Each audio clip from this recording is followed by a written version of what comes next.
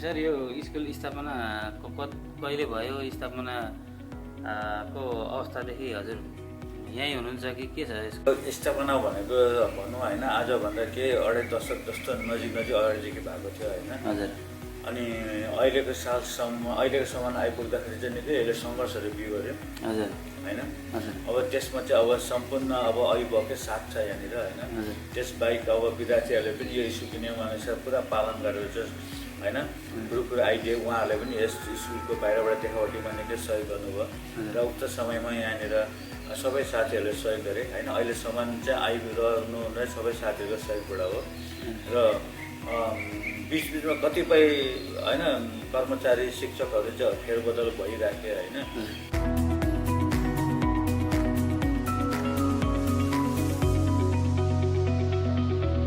अब अहिलेको अवस्थामा मान्छे बोर्डिङ स्कुलमा पढाउन चाहिँ एकदमै गाह्रो छ, महँगो पर्छ भन्छन्। यो स्कुलको अवस्था के छ?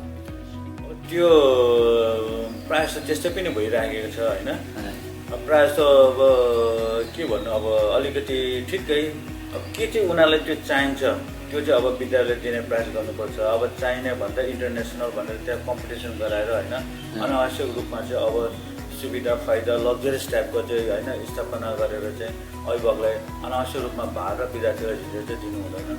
र अन्तिममा चाहिने भनेको चाहिँ अब विद्यार्थीलाई चाहिँ यहाँबाट चाहिँ पासपोर्ट भएर जाँदाखेरि उसलाई के चाहिन्छ त्यो चाहिँ अब हामीले दिनुपर्छ। त्यस सन्दर्भमा चाहिँ कतिपय ढोकाहरू भए तापनि त्यो ढोकाहरूलाई बन्द गरेर पोसिबल ढोका के छ, सम्भावना ढोका के छ विद्यार्थीको निम्ति त्यो चाहिँ यस विद्यालयले दिने प्रयास र जमर्को कसिरहेको छ भनौँ न।